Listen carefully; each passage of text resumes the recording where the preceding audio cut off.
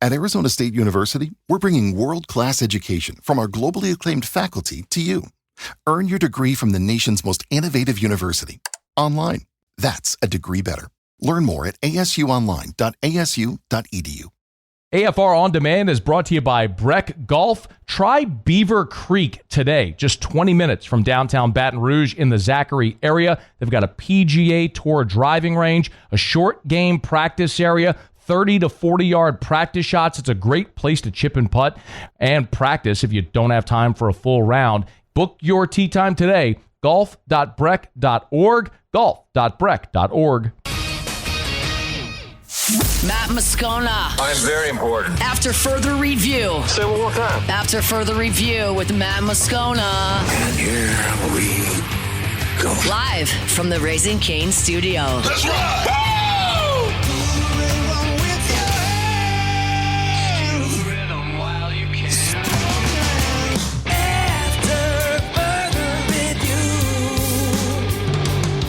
And off we go. Welcome aboard. Glad you're with us. It's AFR, presented by Relief Windows. I'm Matt. This is Shaq O'Neal, and I hate Matt. Paul O'Neal. They're chanting Paul O'Neal's name. You so. And Mr. Toby Tomplay.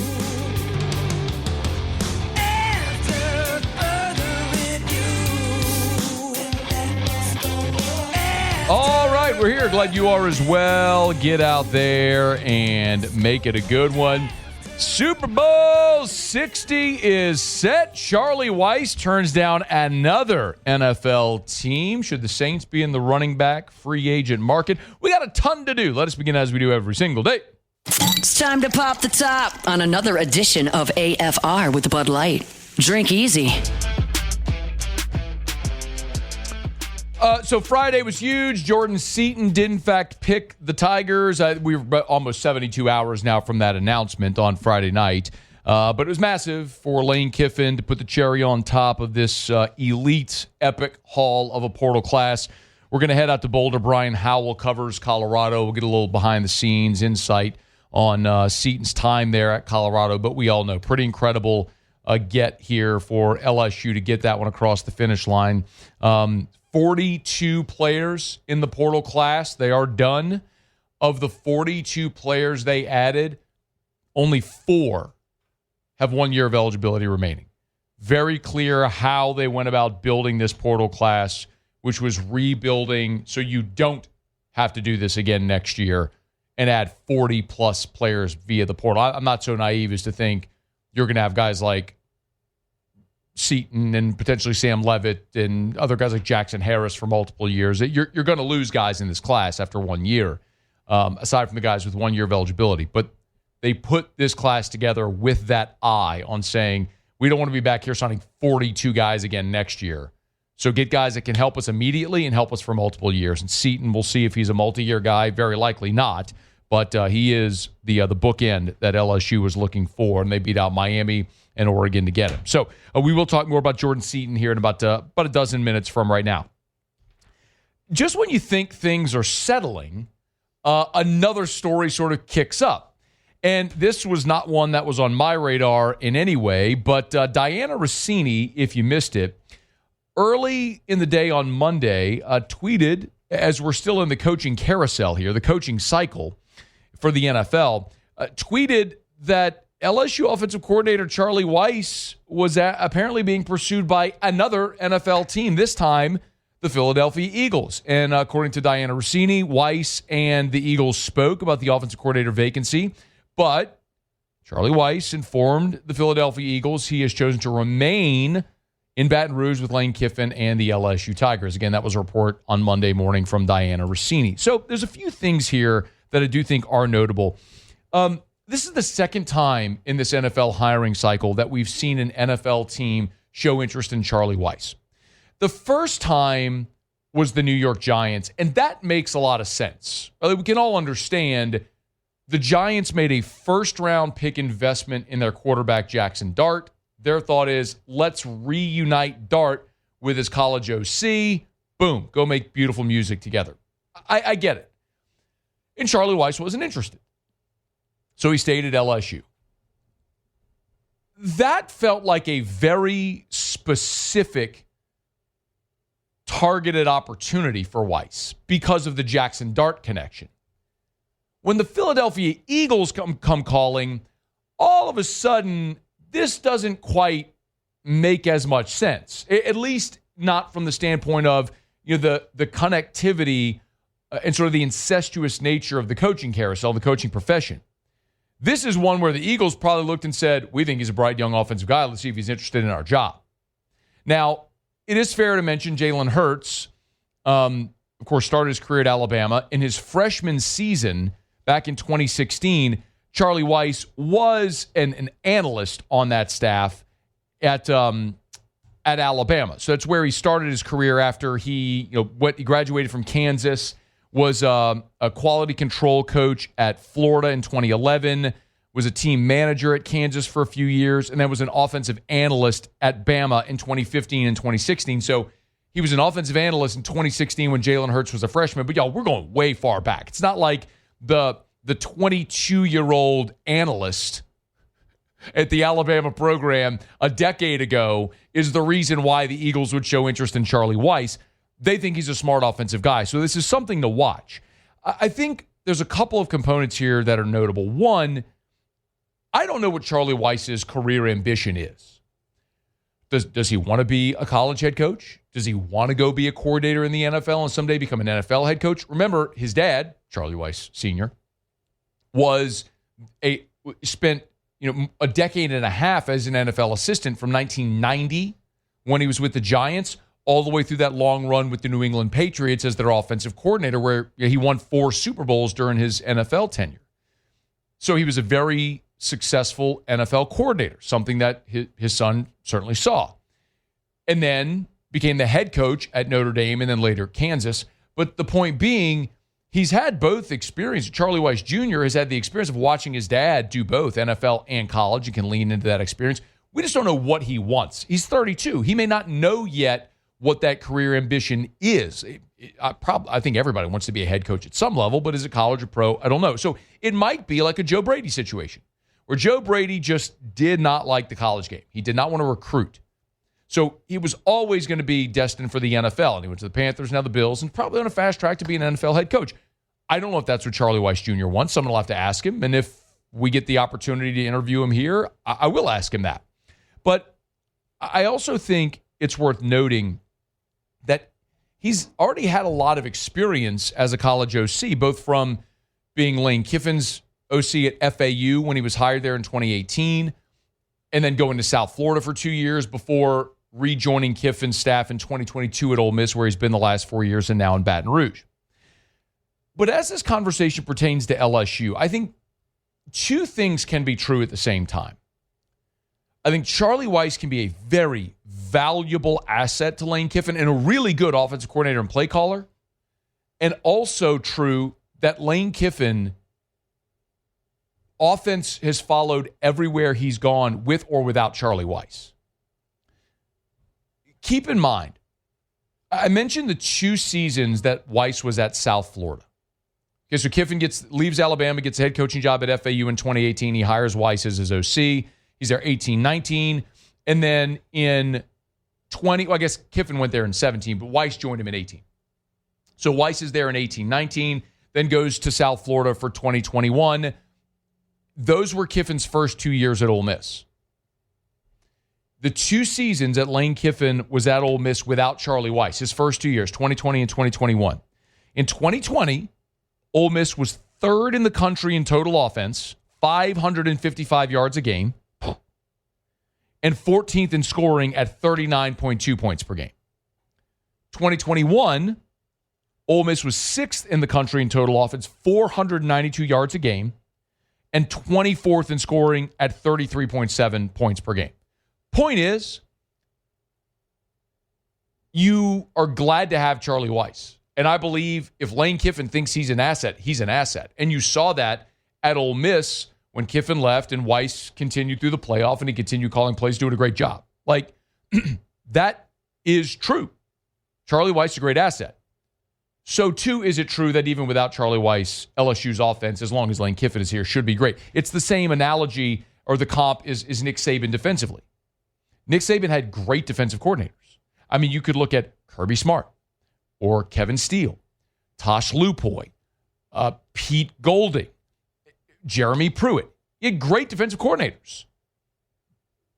But the consistent variable there was Saban. Will Muschamp at LSU. As long as Saban was there, his teams are always going to play great defense. As long as Kiffin is here, LSU should always be great on offense, regardless of if Charlie Weis is here or not. Again, I'm not trying to devalue Charlie Weis. He's an important asset. But as long as Kiffin is there, it's why you're paying him what you are to lock down one side of the football. So I don't know what the future holds for Charlie Weis. If he'll be in Baton Rouge for a year and then go to the NFL, he'll be in Baton Rouge for a year, become a head coach. I don't know. I don't have the answers. It's important to note also that the way that his buyout structure was written is that Weis can leave to go to the NFL to be a play caller, and his buyout is nullified. So if he goes as a primary play caller to the NFL, he has no buyout. He could leave and just no penalty, or to be a head coach at the NFL or college. So that's always a possibility that lingers there. But for now, Charlie Weis has rebuffed not one but two NFL teams that have made passes at him here in this offseason with the Giants and the Eagles. This may very well become a recurring theme every offseason for as long as Charlie Weis is here. As long as the offenses continue to roll while he's here, I think everyone will be A-okay. All right, it's after further review. Monday shows are brought to you by Relief Windows and ReliefWindows.com. Our show open every day is brought to you by Bud Light. Drink easy with the great taste of Bud Light, the official beer of AFR, the official beer of your Fighting Tigers of LSU, and the official beer of the New Orleans Saints. Y'all, we're less than 2 weeks away now from Super Bowl 60. You better know that Bud Light is going to have their Super Bowl commercials. As a matter of fact, Budweiser released today their new Super Bowl ad. It's interesting that all these are done so far in advance now, but it's basically following and chronicling a baby Clydesdale. Of course, the Budweiser Clydesdale is such a huge part of their whole brand and everything. But anyway, they released it today, I believe, on Good Morning America. Mockler Beverage has the Super Bowl commercial up on their Facebook, their Instagram, if you want to go check it out. If you follow Mockler Beverage Company on social media, you can see the Super Bowl ad there. Make sure you have the sound up when you do. And make sure you drink easy with the great taste of Bud Light, the official beer of AFR, the official beer of your Fighting Tigers of LSU. All right, it's after further review. We're glad you're hanging out with us here. Let me knock out a quick break. Let's head to Boulder. LSU did, in fact, land a commitment from Jordan Seaton. Brian Howell covers Colorado football. We'll talk to him next on AFR. AFR. Get Gordon and get it done. Gordon McKernan Injury Attorneys. If you've been injured in an accident, it's not your fault. Do what injured people in our state have done for 3 decades. Get Gordon and get it done. Follow Gordon on all the social medias at @GetGordon, @GetGordon, @GetGordon. If you want to do that, you can do it at @GetGordon. And remember, I always encourage you to check out the website because there's so many great resources at Gordon's website, including their results page. Sometimes I think people may see the big dollar amount and become sort of fixated on that. And while that is important and impactful, I think what's even more important is when you look at the results page, when you click results, you'll see all the many different types of cases that Gordon and his team handle. And some are really large settlements and some are relatively, but it's all about getting you what you're entitled to get your life back to normal. So you know what to do. Get Gordon and get it done. After further review, presented by Relief Windows. Windows, doors, siding, and oh, we do shutters too.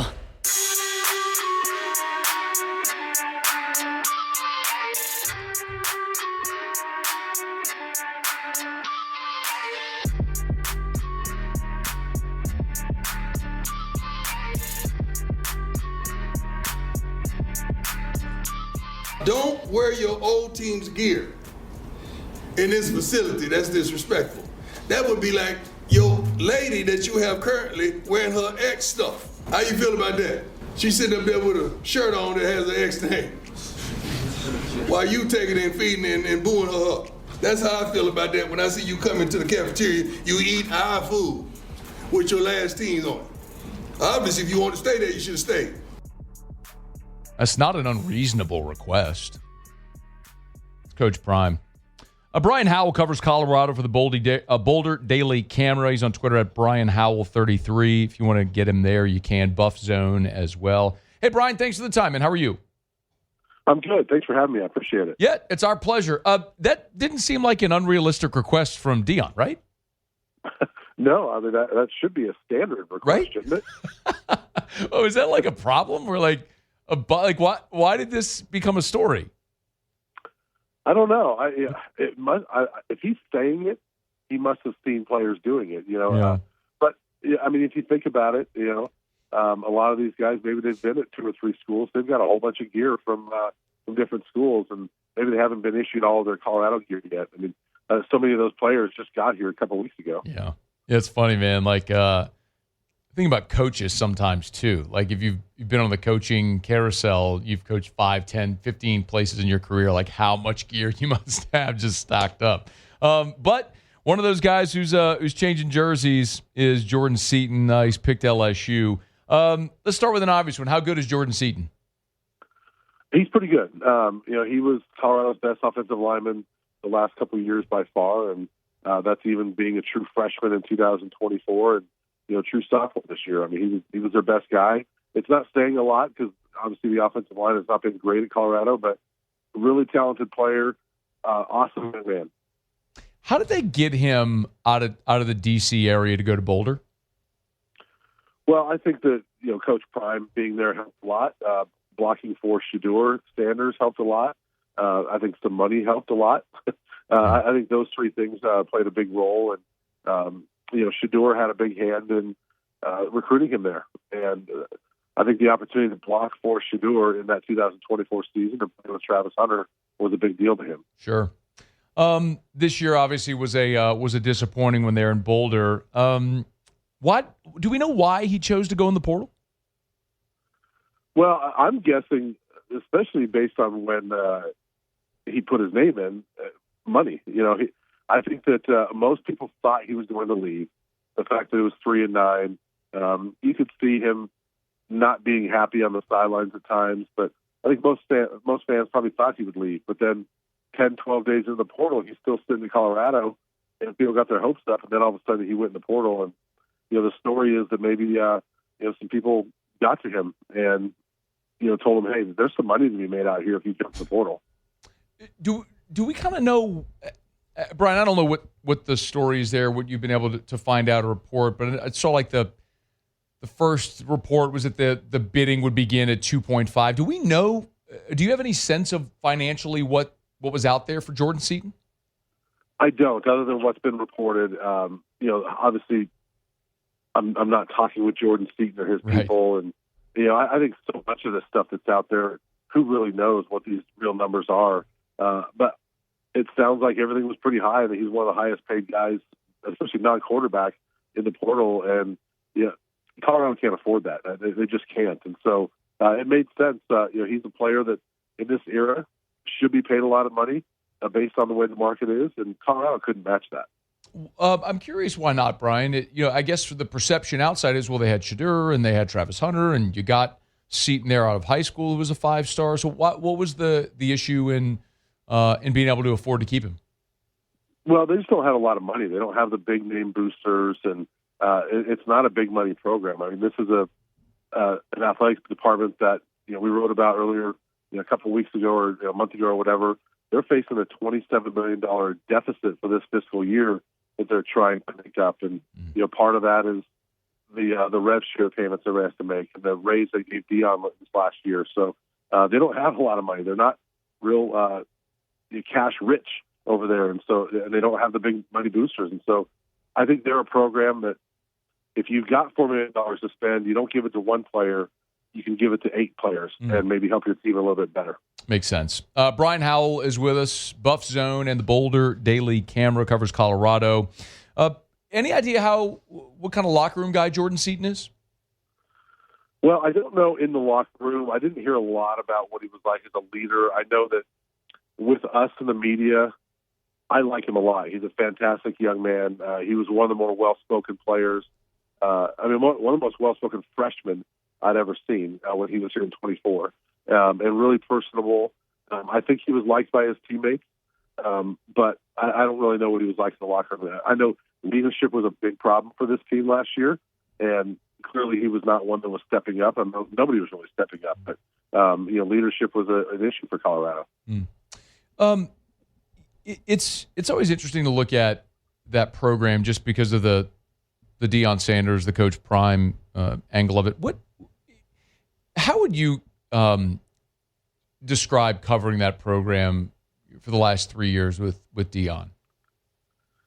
Well, it's been interesting. I think it's more normal than people would think. What's been interesting is just he's different with us. He's a celebrity, and so we don't have nearly as much access to him as I'm used to having with head coaches. I've covered this program for 16 years, and I've talked to him less than any head coach I've ever covered. Not even close. Sure. I did a one-on-one with him. I went down to Atlanta to cover the Celebration Bowl, his last game at Jackson. That's the last one-on-one I've had with him. Wow. 3 years of him being in Boulder, I've never once had an opportunity to sit down and chat with him. So it's different in that regard. We don't have much access to players like we used to have in the past. And so in that regard, it's different. And he's different, and certainly 2023 and 24, there was a lot of celebrities around, a lot of stars and things like that. So that was pretty wild. Two more for you, if I could. Marshall Faulk is leaving the Colorado staff to come be the head coach at Southern here in Baton Rouge. Any thoughts on how Marshall might do as a head coach?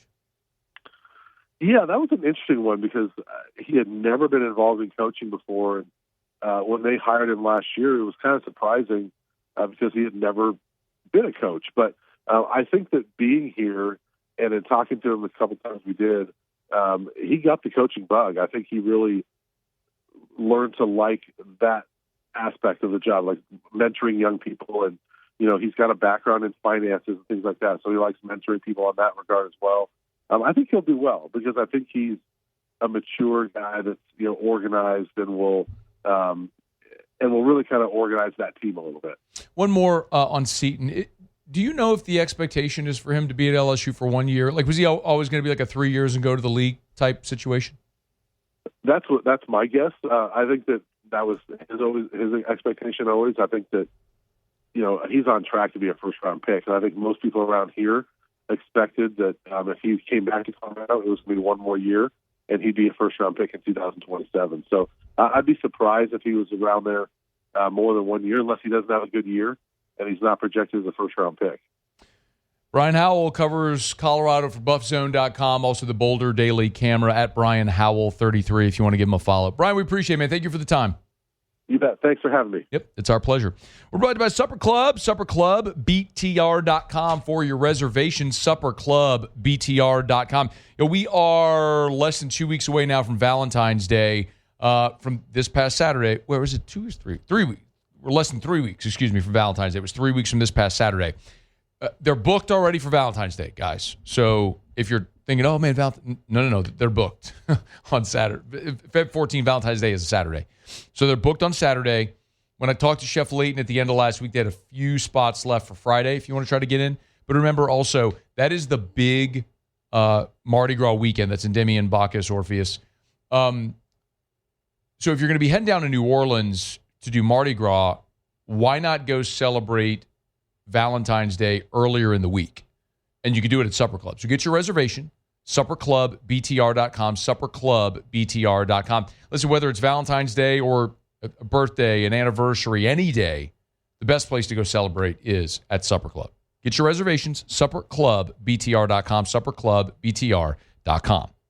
All right, it is after further review. We'll go around the SEC here in just a quick second. I did think it was interesting about Seaton there. The fascinating part of the conversation about these guys now is that because there is a lot of money to be made, you do have players extending their college careers. And I think there's two parts of this. Number one, I think that is fantastic for the college game. It is the anti-one and done in college basketball, where you have guys that the NBA basically, that's by the way an NBA rule. You have to be 1 year removed from high school to be able to go to the NBA. And of course, that's a buffer that the NBA has in place to to put their protections in to make sure that they're not missing on players. You see a guy who looks awesome against high schoolers, spend a year in college, maybe it looks a little different. You get more of a sample size. You get more information to make your draft decision. But that's terrible for the college game because you have so much roster turnover, the one and done rule. In college football, and I guess to an extent maybe college basketball now as well, you have guys like Whit Weeks is a prime example. In a different era, Whit Weeks would have never been back in school, or Harold Perkins would have never come back for this year in college. So you have better players staying in school longer, improving the product. Now, if Jordan Seaton plays a great year at LSU and is a projected top half of round one guy, he could and should go to the NFL. But when you have money to spend in the millions of dollars, there's always the possibility, anyway, that someone could entertain that possibility of returning to school. But see how it goes. In the meantime, for LSU, they've got their big left tackle, Jordan Seaton, did make it official on Friday. He committed, but then a short time later, LSU announced it, which means he did officially sign. He is an LSU Tiger. All right, it's after further review. We'll knock out a quick break. Monday shows are brought to you by Relief Windows and ReliefWindows.com. We'll go around the SEC when we return. It's AFR. After further review. GLO, GlowResources.com. They are complete employer solutions, Glow Resources and GlowResources.com with a 96% success rate. That means 96% of the time when they find an employee for your business, that permanent employee solution works. And in the very rare instances where it doesn't, they will give you a prorated refund or find you another employee for free. And they take care of everything. For those employees, they take care of workers' comp, child support, deductions, health insurance, dental insurance, general liability. And people may live or work in a certain market, but have operations all over. They will follow no matter where the job is. Like they currently have employees from the States working jobs in Africa, for example. No matter how big or scalable your operation is, you need the right people, you need Glow Resources. GLO, GlowResources.com. After further review, presented by Relief Windows. Windows, doors, siding, and we do shutters too.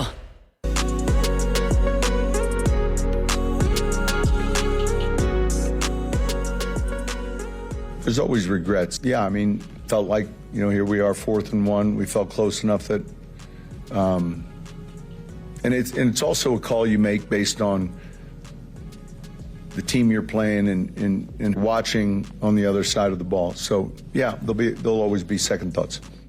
Sean Payton, when asked about not kicking the field goal in the first half, Denver was up 7-0, driving. They're in the red zone, 4th and 1. He passes on a chip shot field goal when the weather was still nice. Would have put his team up 2 scores with a backup quarterback. We know the rest of the story. Stidham would have the fumble, give the short field touchdown to New England. Pats would have a field goal, 10-7's your final. Denver didn't score again. So I know it's something we talk about a lot here. I don't understand. I do know that these coaches are way smarter than me. They commit their lives to these things. I just think that in this era, where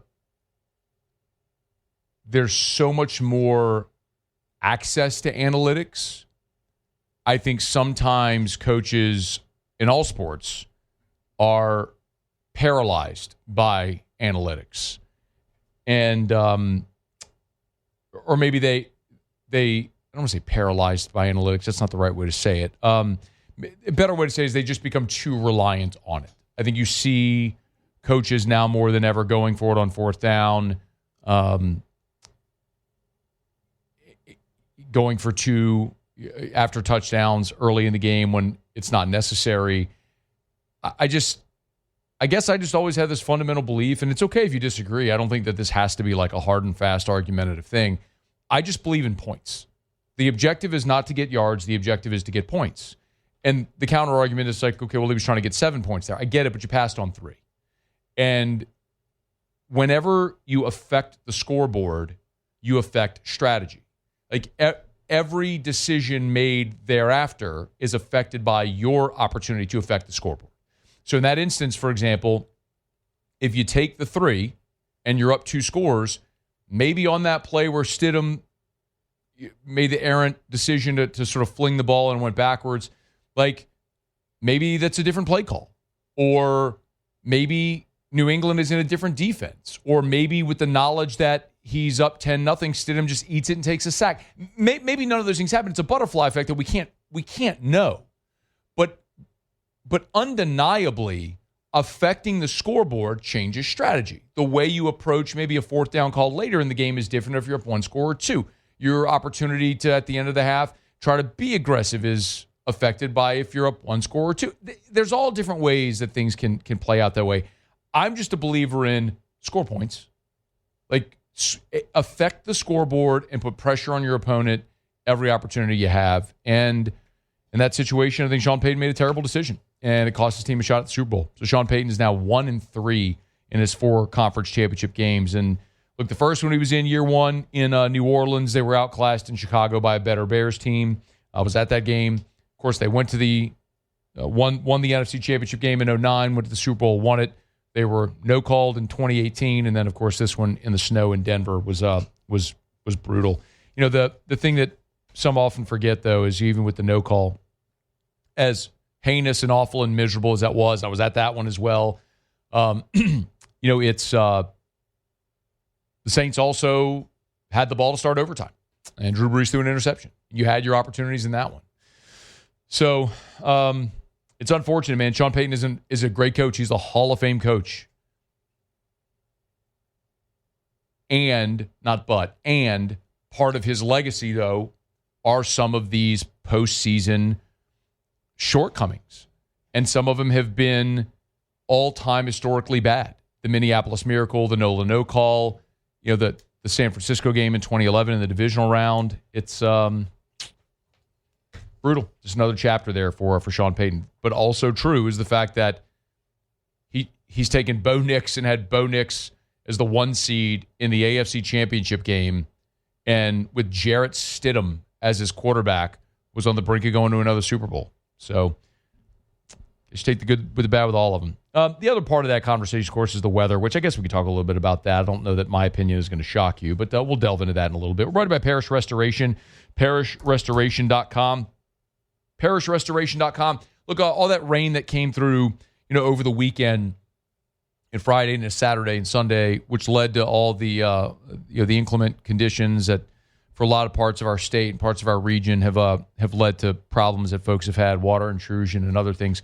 If you do have water intrusion, if you've got mold or think you might, or some of those issues, and you need remediation services, remember, Parish Restoration can help. Parishrestoration.com. Parishrestoration.com. I've told you often, Jim Woodworth, his career began in the recovery efforts post 9/11. He's a military man who was in the Air Force post 9/11, helped in the recovery efforts in Manhattan, made his way back down south after the BP oil spill, and has stayed. Runs Parish Restoration now. So, if you need restoration or remediation, Parish Restoration can help. Just go to parishrestoration.com. Fill out the form there on the homepage.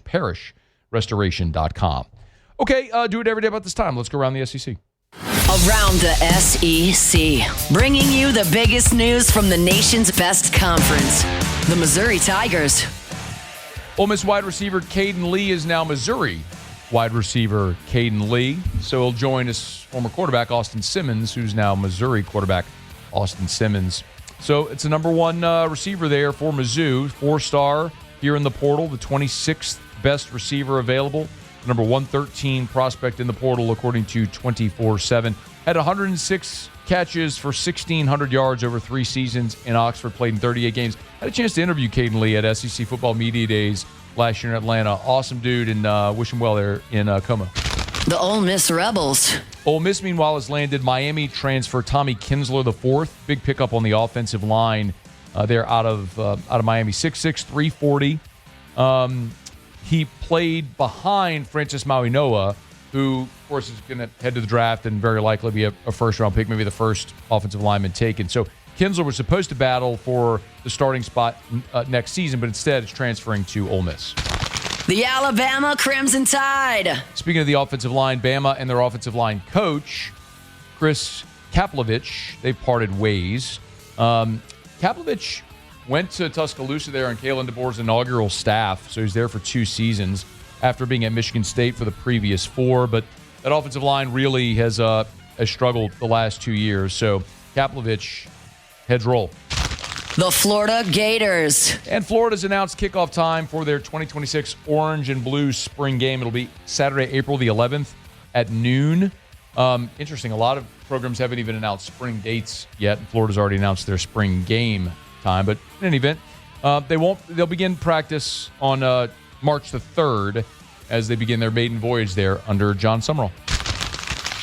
All right, there you have it. That is Around the SEC. Monday shows presented by Relief Windows. Windows, doors, siding. Oh, yeah, they do shutters too. Relief Windows and reliefwindows.com. With the weather that we had last night, today, and are expecting tonight with temps dipping down in the 20s, it's an awesome opportunity to remind you about the importance of energy-efficient windows. You install these energy-efficient replacement windows. They're going to measure twice, install once. The windows are custom-made for the exact specification of your home. It's going to reduce those costly air leaks, make your home less drafty. I mean, you feel it. Like when it's 20 degrees outside and you're in a home with drafty windows, you feel how cold your home can be. Of course, you want your heater to have to work less, to work more efficiently to keep your home climate controlled. You want energy-efficient replacement windows from Relief Windows. Windows, door, siding. Oh, yeah. They do shutters too. Relief Windows and reliefwindows.com. All right, it's After Further Review. We're glad to have you hanging out with us here on this Monday edition of AFR. Ton to get to. You can always email us, tweet us, or text us in the 225-396-4400, 396-4400, 396-4400. Super Bowl 60 is set. We will be there in Santa Clara. Actually, we're actually be in San Francisco next week, so we're looking forward to that. And a very notable distinction for 5 former LSU Tigers that'll be playing in the game. We'll knock that around as we come back at AFR. After Further Review. So, of course, the freeze is here, and Clegg's Nursery had the day off like so many businesses did, closing down while things are the way they are. But, man, really, I think largely in Baton Rouge, we were spared, thankfully. But as we all start to thaw out and get back out, Clegg's will open back up and gearing up for spring, which is right around the bend. They got new shipments of plants arriving almost daily. So we are in the just plant something mode. Perfect time to plant trees, shrubs, and fruit trees. Seriously, if you are thinking about planting a tree, like you have to do it now. Like this is the season to get those trees and shrubs in the ground. Clegg's has an amazing selection. Again, locally grown, and they've got shipments arriving daily from their greenhouses to all 4 locations. Segan Air Airline, LA 16 in Denham, Mid-City on Donmore, and the Garden Center on Greenwell Springs. Buy local, shop local. Tell them Matt sent you to Clegg's Nursery. After Further Review, presented by Relief Windows. Windows, doors, siding. And oh, we do shutters too.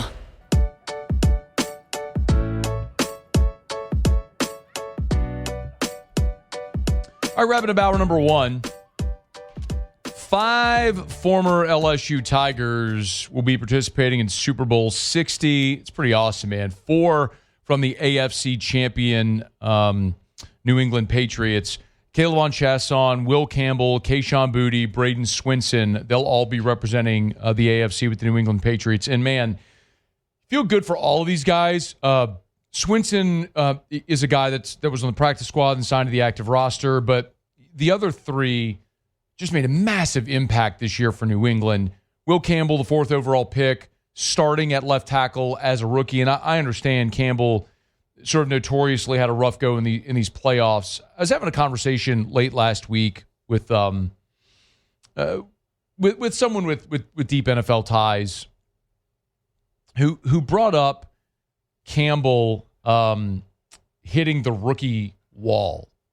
And it actually does make a lot of sense. And this isn't an LSU person, by the way.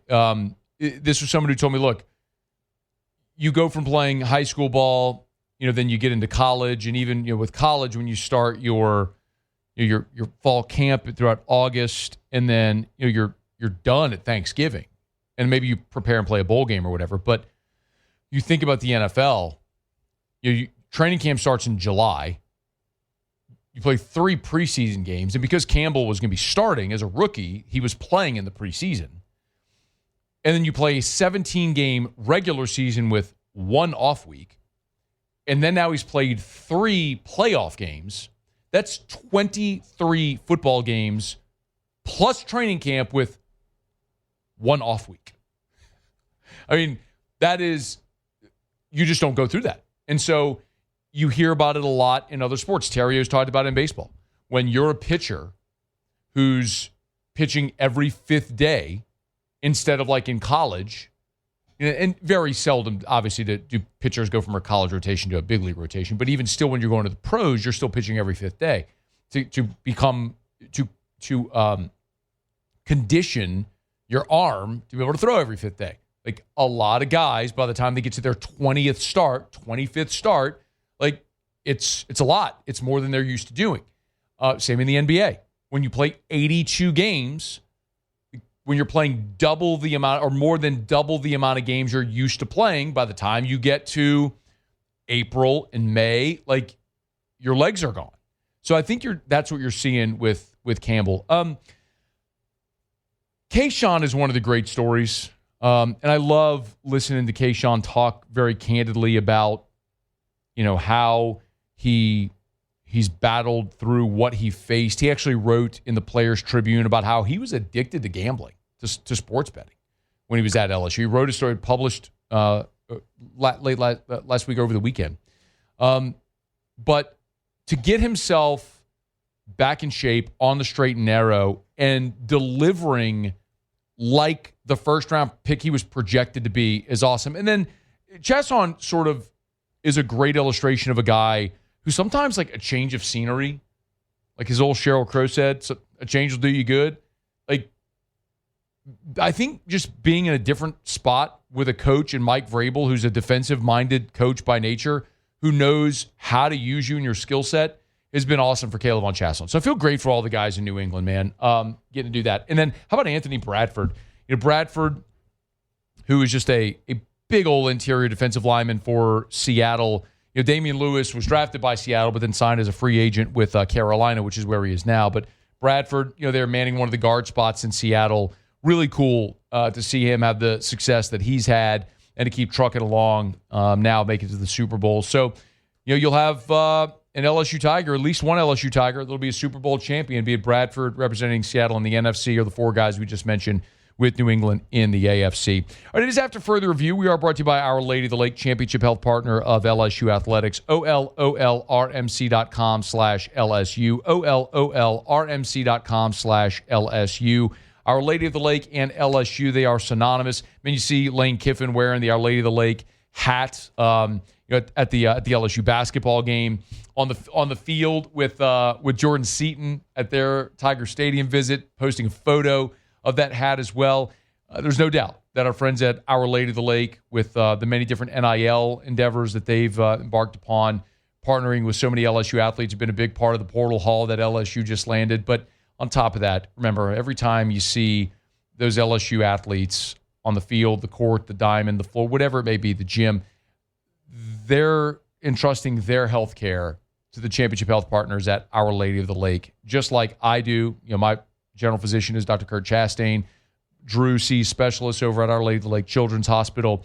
World-class healthcare right here in Baton Rouge. It's Our Lady of the Lake, championship health partner of LSU Athletics, OLOLRMC.com. Our Lady of the Lake and LSU, together we roar. I don't even know if I mentioned it, but so with those guys going to the Super Bowl, the streak is 25 years. So it's 25 years now that LSU will have a player in the Super Bowl. So, and someone is guaranteed to win it.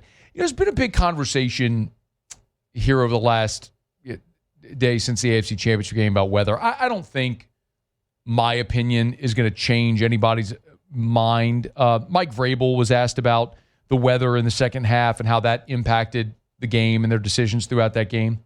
Well, I mean, I would say halfway through the third quarter.